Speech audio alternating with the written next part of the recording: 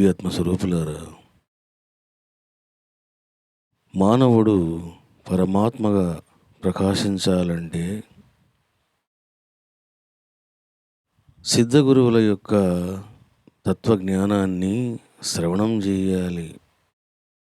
సిద్ధగురువుల యొక్క బోధలను శ్రద్ధతో వినాలి. సిద్ధగురువుల యొక్క బోధలు జీవాత్మను శుద్ధి చేస్తాయి, మనసును నిర్మలము చేస్తాయి. ఎప్పుడు మనస్సు జీవాత్మ నిర్మలమవుతాయో అప్పుడు పరమాత్మను దర్శించేటువంటి అర్హత మానవుడికి లభిస్తుంది. సేనాయ్ యోగీశ్వరుడు గురువు యొక్క అనుగ్రహం చేత ఆత్మానుభూతిని పొందాడు.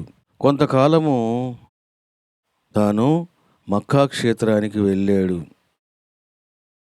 అక్కడి నుండి తిరిగి వచ్చాడు. అప్పుడు కొంతమంది సేనాయ్ గురువును అడిగారు, సేనాయ్, నీవేమో నీ గురువు యొక్క అనుగ్రహం చేత, లాయ్కర్ కృపచేత భగవంతుడిని చూశాను అన్నావు, అల్లాను దర్శించాను అన్నావు, మరి మక్కాకు ఎందుకు వెళ్ళావు? After seeing God in your heart, why you gone to Mecca అని ఒక మంచి ప్రశ్న అడిగారు. అప్పుడు సేనాయి అద్భుతమైనటువంటి మాట చెబుతాడు. నా జన్మ జన్మల గురువు నా దగ్గరకు వచ్చాడు. నేను ఏనాడు ఈ జన్మలో ఆ గురువుని నేను చూడలేదు. కానీ ఏ బంధమో రుణానుబంధమో గురువు వచ్చాడు, అనుగ్రహాన్ని కురిపించాడు.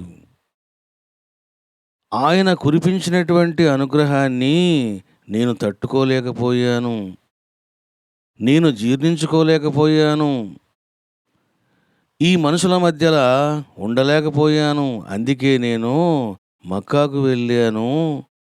వెళ్ళింది అల్లా కోసం కాదు, నా గురువు ప్రసాదించిన అనుగ్రహాన్ని జీర్ణం చేసుకోవడానికి అన్నాడు. చూశారా? గురువు యొక్క వైభవాన్ని, గురువు చేసే మేలును ఎవరు వర్ణిస్తారు? అది గురువుకి, అనుగ్రహాన్ని పొందిన శిష్యునికే అవగతమవుతుంది. సేనాయి మక్కాకు వెళ్ళిన తర్వాత తాను సమాధిలో ఉండిపోయాడు. ఏ క్షణం బయటికి వచ్చేవాడో ఆ రోజు సమాధిలో తాను ఏ అనుభూతిని పొందేవాడో, ఏ అనుభవాలను పొందేవాడో వెంటనే తాను పేపర్ మీద పెట్టేవాడు. ముందే కవి కాబట్టి ఆ యొక్క జ్ఞానాన్ని పోయమ్స్లో పెట్టాడు. చాలా పోయమ్స్ రాశాడు. ఆ పేపర్స్ని తీసుకొని గురువు దగ్గరికి వెళ్ళాడు. లాయ్కర్ గురువు సేనాయిని కూర్చోమన్నాడు పక్కనే. ఏమిటది అన్నాడు. మీరు ప్రసాదించేటువంటి భిక్ష గురుదేవా అన్నాడు. అప్పుడు ఆ పేపర్స్ను చూశాడు లాయ్కర్. చాలా సంతోషించాడు. అంటే సేనాయి ఏ అనుభవాలు పొందాడో ఆ అనుభవాలు సత్యమా అసత్యమా అన్నటువంటి ప్రమాణం కోసం సేనాయి గురువుకు చూపించాడు. గురువు చాలా సంతోషించాడు. అందులోని కొన్ని సందేశాలను, కొన్ని బోధలను ఈరోజు మీకు చెబుతాను. ఎందుకంటే అమృత తుల్యమైనటువంటి పలుకులు అవి. మనసును పరిశుద్ధము చేసేటువంటి మాటలవి. జీవాత్మను జుట్టుబట్టుకొని లోపలికి తీసుకెళ్ళేటువంటి అమృత సందేశం అది. సేనాయి చెప్పడం జరిగింది, నిన్ను నీవు తెలుసుకోకుండా పరమాత్మను ఎలా తెలుసుకుంటావు అన్నాడు. ఫస్ట్ సందేశం ఇది. Without knowing what you are, how can you understand what is God? చూశారా? రమణ మహర్షి నిన్ను నీవు తెలుసుకో అన్నాడు. ఇదే సందేశాన్ని, ఉపదేశాన్ని సేనాయి చెబుతూ ఉన్నాడు. నిన్ను నీవు తెలుసుకోకుండగా పరమాత్మను ఎట్లా తెలుసుకుంటావు? చూశారా? స్తోత్రాలు చేసేది మనస్సే, భజనలు చేసేది మనస్సే, శాస్త్రాలు చదివేది మనస్సే, వ్యాఖ్యానాలు చేసేది మనస్సే.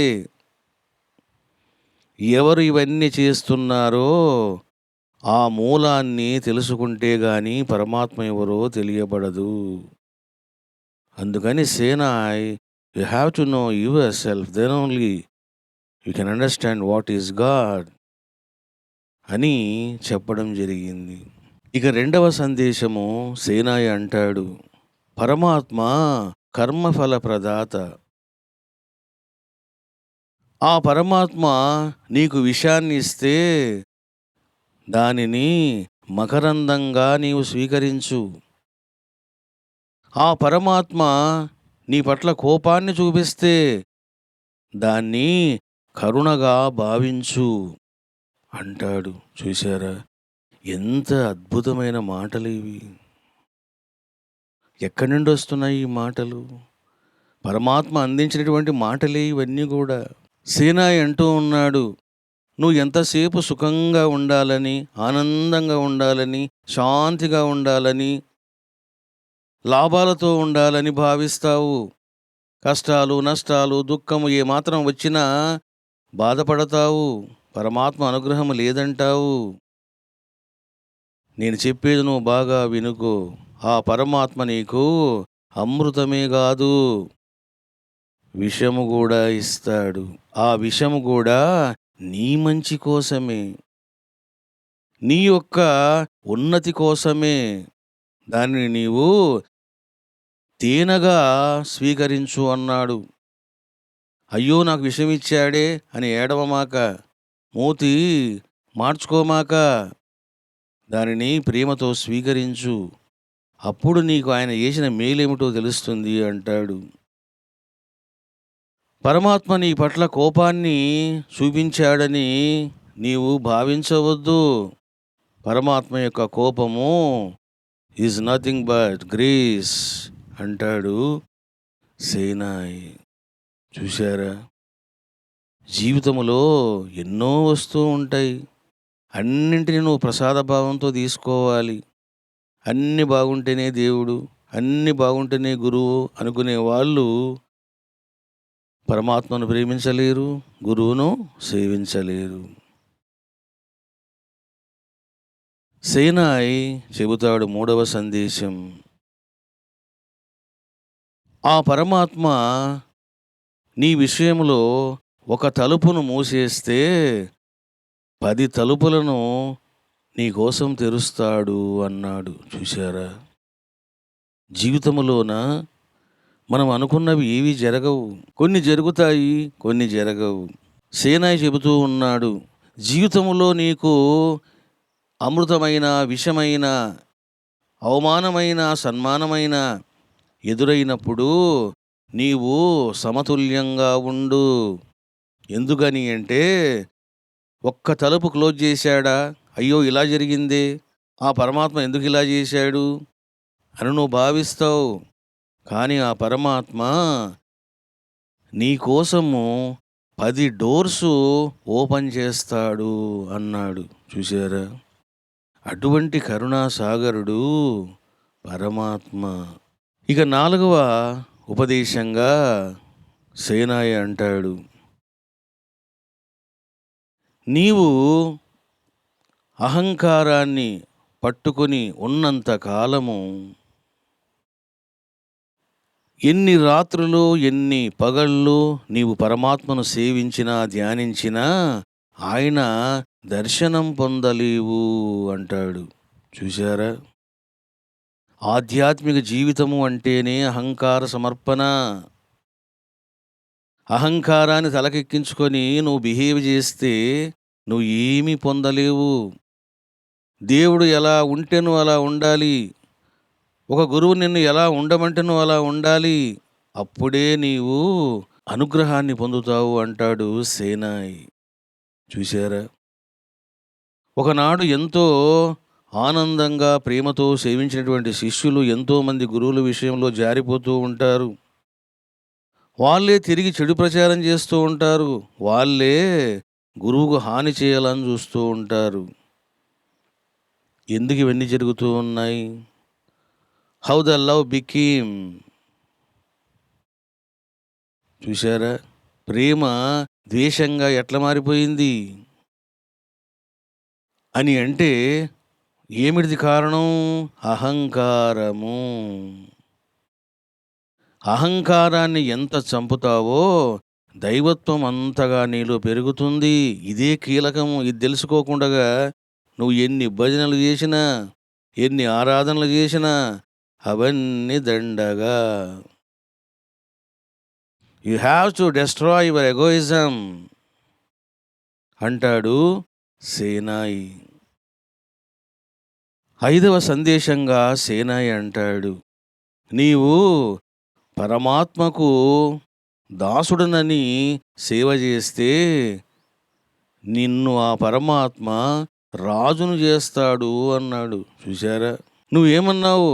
నేను నీ దాసుడని అన్నావు. మరి ఆ పరమాత్మ నిన్ను ఎలా చేస్తాడు? రాజును చేస్తాడు. చూశారా? బ్రహ్మవిదు బ్రహ్మైవ భవతి. నీవు ఆ పరమాత్మను ధ్యానిస్తే చివరికి నీవే పరమాత్మ అవుతున్నావు. పరమాత్మ అంటే ఎవరు?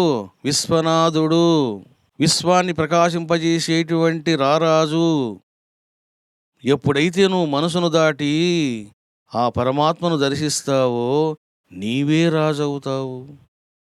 నీవే విశ్వ రారాజవుతావు. కాబట్టి నీవు పరమాత్మకు దాసోహము చెయ్యి అన్నాడు సేనాయి. 6వ సందేశంగా ఈ ప్రపంచాన్ని పట్టుకొని నువ్వు ఉన్నంత కాలము నీవు పరమాత్మను పట్టుకోలేవు అన్నాడు. చూశారా? ఏదో ఒకటి డిసైడ్ చేసుకోవాలి మానవుడు, అదా ఇదా. అంతేగాని అది పట్టుకొని ఇది సాధిస్తాను, ఇది పట్టుకొని అది అనుభవిస్తాను అంటే నువ్వు ఏది సాధించలేవు, ఏది అనుభవించలేవు. You have to decide what you want. Decide చేసుకొని ఇక నీ జీవితాన్ని నువ్వు హ్యాపీగా ఉండడమే. 7వ సందేశంగా సేనాయి అంటాడు, నీకున్నటువంటి శాస్త్ర జ్ఞానము, నీవు తెలుసుకున్నటువంటి జ్ఞానము నిన్ను నీ నుండి విడుదల చెయ్యాలి. అలా చేయలేకపోతే ఆ జ్ఞానము జ్ఞానమే కాదు, దానికంటే అజ్ఞానము నయము అంటాడు. ఏం మాటలు చూడండి. నేను 4 వేదాలు చదువుకున్నానండి, కాశీలో అధ్యయనం చేశానండి, మీరు ఏ మంత్రం అడిగినా చెప్తానండి, నేను చదవని శాస్త్రము లేదండి అని చాలామంది చెప్తూ ఉంటారు. ఎందుకంటే శాస్త్రాలను అధ్యయనం చేసి. సేనాయి అంటున్నాడు, నీ యొక్క శాస్త్ర జ్ఞానము, what ever you accumulated knowledge from the books, from the discourses of the masters, that knowledge should release you from your egoism. నువ్వు తెలుసుకున్నటువంటి ఆ యొక్క జ్ఞానము చేత నీవు విడుదల చేయించాలి. చూశారా? నిన్ను నీ నుండి నీవు అంటే నీ అహంకారాన్ని దూరం చేయాలి, నీ అహంకారాన్ని నాశనం చేయాలది.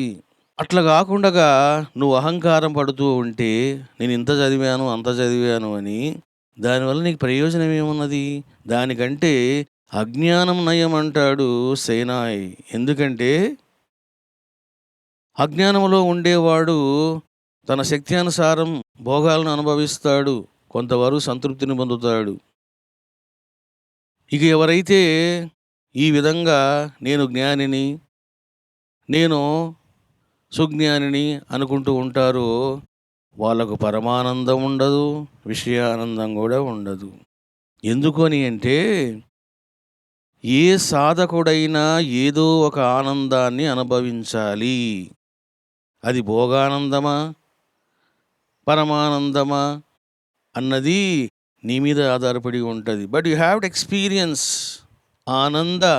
నువ్వు ఏది అనుభవించకపోతే ఎలా ఉంటావు అని అంటే మోడుబోయిన చెట్టులాగా ఉంటావు. మోడుబోయిన చెట్టు ఎలా ఉంటుంది? దాన్ని మనం చూడలేం. కాబట్టి నువ్వు పరమానందాన్ని అనుభవించాలి అంటాడు సేనాయ్. యు ఆర్ నాట్ ఎంజాయింగ్ పరమానంద. How can you say that it is spirituality అని క్వశ్చన్ వేస్తాడు. ఈ రకంగా సేనాయి అహంకారం గురించి చెప్పడం జరిగింది. అహంకారము ఆ పరమాత్మ యొక్క సన్నిధిలో గాలిని కూడా పీల్చుకోలేదు అంటాడు. చూశారా? పరమాత్మకు బద్ధశత్రువు ఎవరు అని అంటే అహంకారము. ఎందుకు? రాత్రి ఉంటే చీకటి ఉండదు, చీకటి ఉంటే రాత్రి ఉండదు. కాబట్టి వెలుగుకు బద్ధశత్రువు ఎవరు? చీకటి. పరమాత్మ మాయ, మాయకు ప్రతిరూపమే అహంకారము. అందుకని సేనాయి అంటూ ఉన్నాడు, నువ్వు అహంకారాన్ని విడిచిపెట్టు. నీవు గనక అహంకారాన్ని త్యజించావా, పక్కన పెట్టావా, 2 నిమిషాలలో తలుపులు తెరవబడతాయి. అద్భుతమైన మాట. చూశారా? అహంకారాన్ని పట్టుకొని నేను నేను నేను నాది నాది నాది అని మానవుడు పోయేదాకా బాధపడుతూనే ఉంటాడు. సేనాయి అంటున్నాడు, అహంకారాన్ని సమూలంగా త్యజించి నీవు నగ్నంగా నిలబడ్డావా పరమాత్మ ముందు, తలుపులు తెరవబడతాయి. అంటే ఏమిటో తెలుసునా? You will see gods. ఆ పరమాత్మను నీవు దర్శిస్తావు. You can understand that the God is nothing but your self. ఆ దేవుడు ఎవరో కాదు, నీవే అని తెలుసుకుంటావు అంటాడు సేనాయి. ప్రేమ గురించి సేనాయి చెబుతారు. నీవు ప్రేమించలేనప్పుడు నువ్వు పరమాత్మను సేవించలేవు అంటాడు. నీవు పరమాత్మ కోసం ప్రార్థన చేయవచ్చు, కానీ ఆ ప్రార్థన మొక్కుబడిగా కాదు, మనసుతో కాదు, ఆత్మతో ప్రార్థన చెయ్యి అంటాడు. చూశారా? Pray with soul, not with mind అంటాడు. You should have sincerity in praying, then you will get answer from the gods. But so many people they don't have sincerity in praying అంటాడు సేనాయి. అందరూ ప్రార్థనలు చేస్తారు. ఎట్లా చేస్తారు? మొక్కుబడిగా. స్నానం అయిపోయింది, దేవుడి దగ్గర నిలబడము, కాసేపు ఏదో పూజ చేయడము. పరమాత్మ ఈరోజు నేను బాగుండాలి, నా కోరిక ఇది, అది తీర్చు, ఇది పోగొట్టు. ఇదిగో అందరూ చేసే మిస్టేకే ఇది. నువ్వు అసలుకి ఎప్పుడు పరమాత్మ ముందు నిలబడి, గురువు ముందు నిలబడి అసలు ఏం మాట్లాడమాక. మీకు తెలుసో లేదో, చిన్నప్పటి నుంచి ఈ సంస్కారం వచ్చింది నాకు. మరి అది ఎలా వచ్చిందో తెలియదు, జన్మ సంస్కారం ఏమో. ఒకరోజు మా నాన్న నన్ను అడిగాడు.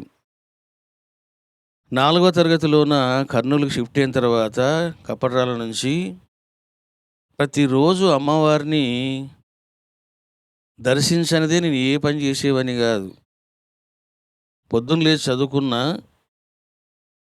స్నానమైన వెంటనే అది 8 కావచ్చు, 8:30 కావచ్చు, 9 కావచ్చు, 7 కావచ్చు, స్నానమైన వెంటనే అమ్మవారి దగ్గరికి వెళ్ళి నిలబడేవాడిని అంతే.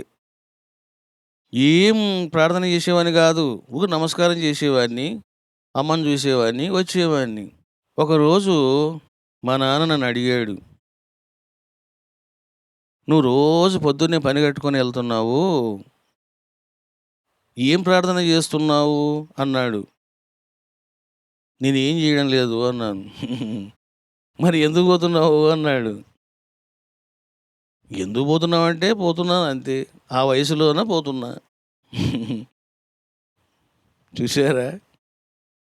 ఇప్పుడు కూడా అంతే. ఏది కోరమాక స్వామి మహాపీఠం కన్స్ట్రక్షను పెండింగ్‌లో పడిపోయింది. 2,00,00,000 కావాలా? ఎట్లా ఇస్తావో ఏంటో? ఎందుకు అడుగుతున్నావయ్యా నువ్వు?